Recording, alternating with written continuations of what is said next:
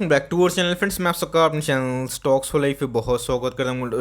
Fill family day film में सब पता है कि शाम को हमारी एक वीडियो आती है स्टॉक फटाफट या फिर न्यूज़ फटाफट, जहाँ पे वीडियो एक चर्चा ने कौन स्टॉक में क्या न्यूज़ आ रही है और क्या बेस्ट बाइंग लेवल इमर्ज हो रहा है। इतना फ्रेंड्स अपने होमवर्क करके लाता हूँ। रिक्वेस्ट है वीडियो के एंड तक बनने को। आज के दिन बहुत बड़ी बड़ी अपडेट्स हमें देखने को मिल रही है। चैनल फर्स्ट टाइम होंगे सब्सक्राइब कर सकते हैं इस तरह क्वालिटी कंटेंट को सबसे पहले एक्सेस करने के लिए। Now without dealing any for time let's begin.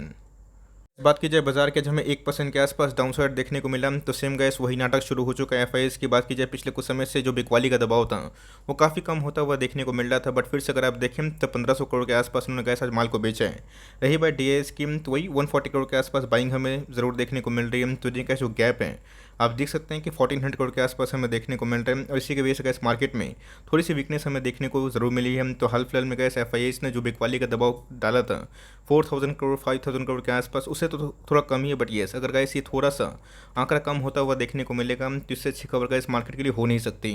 कल के दिन की बात की जाए, डो जोन्स में भी थोड़ी सी गिरावट हमें देखने को मिली थी, बिकॉज नेस्डेक कल काफ़ी डाउन था। तो अभी के टाइम अगर आप देखें डो जोन्स में गैस हमें एक फ्लैट ट्रेडिंग होते हुए देखने को मिल रही है। देखते हैं रात भर में क्या डेवलपमेंट होती है और उसके अकॉर्डिंग हमें कल के दिन रौनक या फिर गिरावट देखने को मिल सकती है।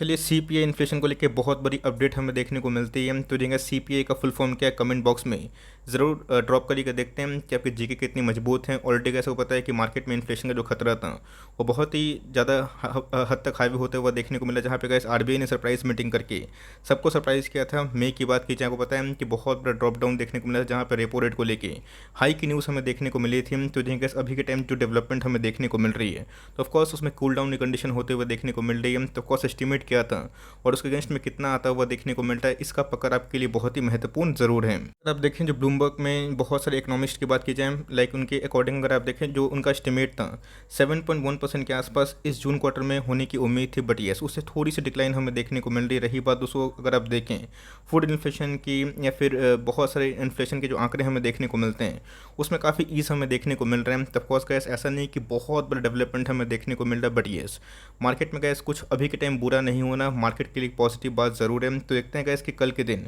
मार्केट इस डेटा को लेकर कैसे स्वागत करता है या फिर फटकारता है। बट मेरे हिसाब से गैस जो आंकड़े हमें देखने को मिल रहे हैं इसको आप ठीक ठाक कंसिडर कर सकते हैं, बिकॉज बहुत सारे इकोनॉमिस्ट का मैंने भी इंटरव्यू देखा था, जहाँ पे उनके अकॉर्डिंग इस बार गैस सीपीआई इन्फ्लेशन की बात की जाए 7.1% होने की अनुमान थी और उससे हमें 0.1% के आसपास गिरावट देखने को मिल रही है। तो एक पॉजिटिव बात है। देखते हैं गैस कल के दिन मार्केट में इसको लेकर रिएक्शन क्या होती है।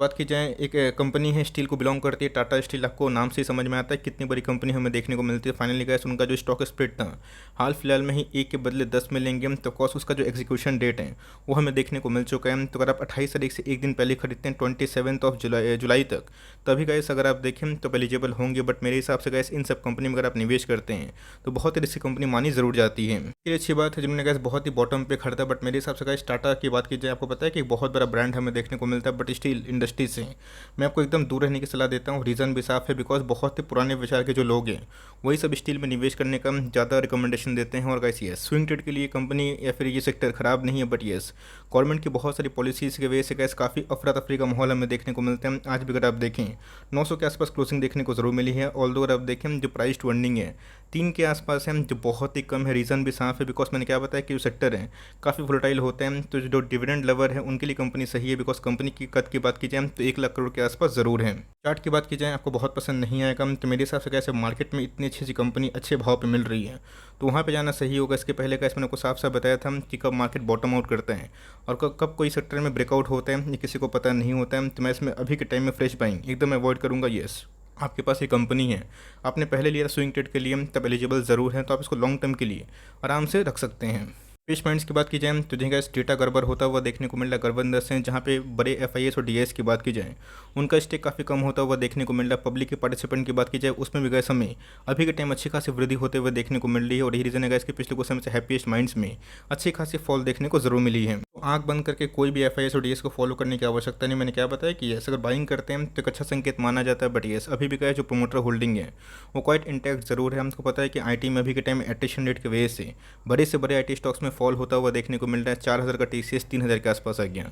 इन्फोसिस की बात की जाए, विप्रो की बात की जाए, टेक महिंद्रा गैस आधा होता हुआ देखने को मिल रहा है। तो छोटी कंपनी है, तो मेरे हिसाब से गैस आने वाले कल में कंपनी के अंदर जो ग्रोथ है वो काफ़ी विजिबल दिखाई ज़रूर पड़ता है। तो सिर्फ डेटा खराब है जहाँ पे एफआईएस और डीएस बेच रहे हैं, आपको गैस कॉपी करने की आवश्यकता नहीं, company for long term hold करने वाली ज़रूर है। तो मेरे हिसाब से गाइस जब तक पब्लिक को भगाया नहीं जाएगा तब तक तेज़ी का माहौल थोड़ा सा मुश्किल हो सकता है। तो मेरे हिसाब से guys for long term company अच्छी है, बट येस अपने वेटेज को लाइक बहुत ज़्यादा बढ़ाइएगा मत। 5% के आसपास, 3% के आसपास, 4% के आसपास वेटेज ठीक है, बट येस ओवर एलोकेशन करने की जल्दीबाजी ना करें, ओवर एवरेजिंग में ना करें। फ्रेश एंट्री की बात की जाए 800 या बिलो 800 के आसपास सही अनुकूल है, बट येस मेरे हिसाब से कम 3 साल का हॉरिजन रख के ही इसमें आप निवेश करने का प्लान करते हैं तो आप सक्सेसफुली इसको अच्छा खासा पैसा बनाने की लाइक उम्मीद हो सकती है।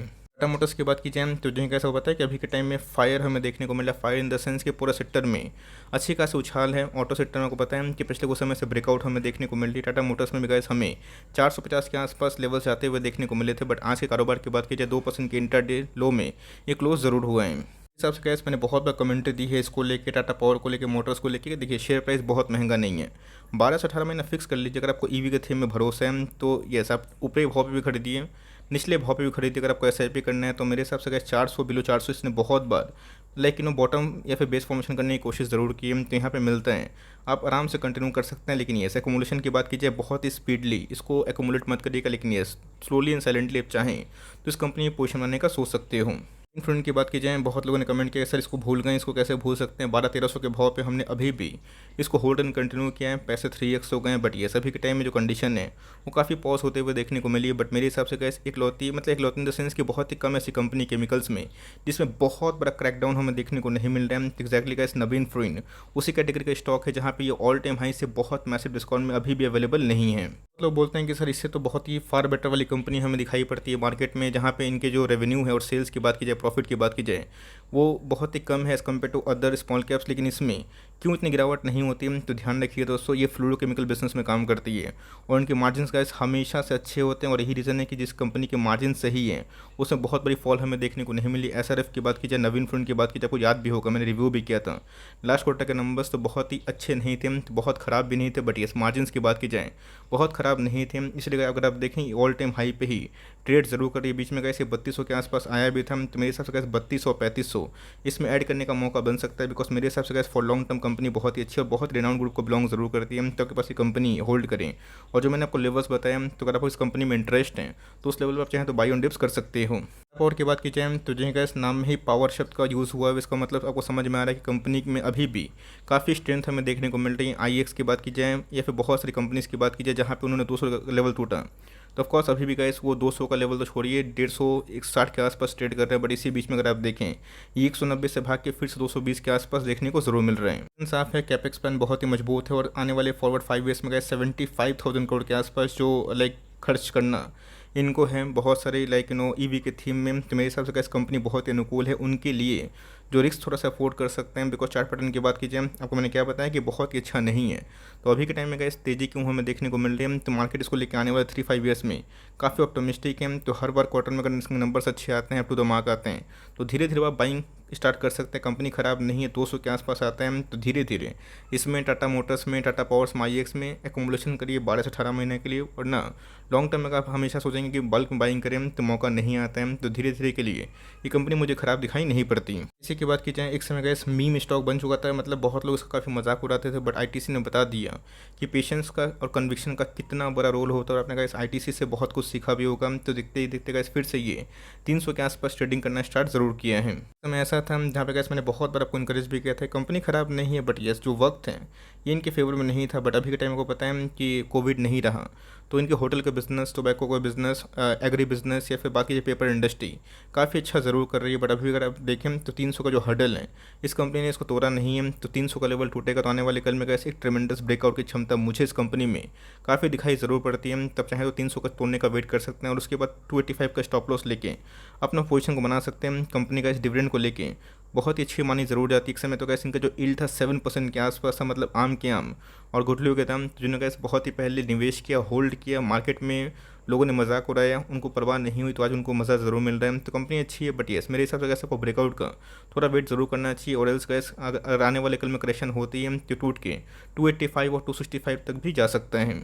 फाइनेंस की बात की जाए तो जी गैस इतने स्ट्रॉन्ग Q1 के अपडेट्स के बावजूद भी 6000 का जो लेवल है ये बहुत ही हर्डल वाला दिखाई ज़रूर पड़ रहा है। तो ऑफकोर्स मैंने जेफरीज की रिपोर्ट पढ़ी जहाँ पे गैस उनको लगता है कि आने वाले कल में बजाज फाइनेंस में यहाँ से 20-25% के आसपास और भी डाउन साइड मजबूत मतलब गिरावट की संभावना है। तो ऑफकोर्स गैस जेफरीज ने ही रिलायंस की बात कीजिए, टारगेट माफ़ करिए दोस्तों, जेफरीज के बोल रहा हूँ, मैकवाइडिस की मैं बात बोल रहा हूँ, माफ़ करिएगा। तो ऑफकोर्स रिलायंस को 1300 के आसपास टारगेट ज़रूर दिया था। रिलायंस ने गैस 2800 के आसपास मार्च हुआ था। तो सेम गैस बहुत सारे ब्रोकर्स का टारगेट अप भी होता है, डाउन भी होता है। तो रही बात कंपनी की, तो फंडामेंटली वेरी स्ट्रॉन्ग है मेरे हिसाब से गैस। ये बहुत ही अच्छा मौका दे रहा है, जहाँ पे बार बार ऐसी कंपनी मौका नहीं देती। नहीं कि मौका नहीं देती तो आपको एक बार में जाके निवेश कर देना है, ऐसा कुछ मत करिएगा। अपनी स्ट्रैटेजी खुद बनाइए, स्टैगर्ड वे में बाइंग करिए। और गैस मेरे हिसाब से हर एक महीने अगर आपके पास पूंजी 15,000, 20,000, 30,000 के आसपास है, तो इसमें SIP बांध लें। ऐसी कंपनी गैस गिरती है तो रिकवरी करने की भी क्षमता ज़रूर होती है। हाल फिलहाल में आपने देखा कि डिजिटल जो एरा है, इस कंपनी ने गैस बहुत ही अच्छे से एक्वायर किया, चाहे वो कस्टमर फ्रेंचाइजी की बात की जाए या फिर न्यू लोन्स बुक की बात की जाए, वो हिस्टोरिक लेवल पे काफ़ी हाई है। तो देख लेते हैं गैस कि एक वीक के बाद, 1.5 वीक के बाद इन्हें Q1 के अपडेट्स हमें देखने को मिलेंगे। बट उस टाइम में कंपनी कैसा परफॉर्म करती है, ये बहुत ही महत्वपूर्ण हो जाता है। इसके बाद की जाए तो गैस जैसे ही हमें आपको पता है कि एक्सपोर्ट सरचार्ज बढ़ते हुए देखने को मिले, रिलायंस में, ONGC में और बहुत सारी कंपनीज़ में अच्छी खासी फॉल विटनेस होते हुए देखने को मिल रही है। एक समय गैस रिलायंस ने जो मोमेंटम पकड़ा था, बहुत लोगों को लगा था 3,000 का लेवल टूटेगा, बट ये फिर से गैस लुढ़क के 2400 के आसपास ज़रूर आ चुकी है। कंपनी कैसी कंपनी का शानदार है और जानदार भी है। और कैसी पुरानी लाइन्स समझने की गलती बिल्कुल भी अपना करें। मैंने बहुत बार इस बात को रिपीट भी किया। एक समय गैस लोग 1800, 1700 में पछता रहे थे कि मैंने क्यों बाइंग किया, वहाँ से गैस स्टॉक गिरा भी था। बट वो सोच रहे होंगे अभी के टाइम में चलो गिरा भी है तो मेरे बाइंग लेवल से काफ़ी ऊपर है। तो कंपनी फंडामेंटली अच्छी, निफ्टी 50 की टॉप क्लास कंपनी और देश की 16 करोड़ के आसपास की मार्केट कैप है। तो ये TCS, बजाज फाइनेंस, इन सब में गैस आराम से हर एक गिरावट में बाई ऑन डिप्स कर सकते हैं। तो मेरे हिसाब से गैस बहुत ही इंपॉर्टेंट क्रिटिकल लेवल है 2350। अगर उसको टूटेगा तो आने वाले कल में 7 to 8% के आसपास फॉल हो सकता है, उस लेवल मिलेगा। तो मेरे हिसाब से गैस मस्ट बाई वाली कंपनी ब्लू चिप कैटेगरी से ही बन जाती है।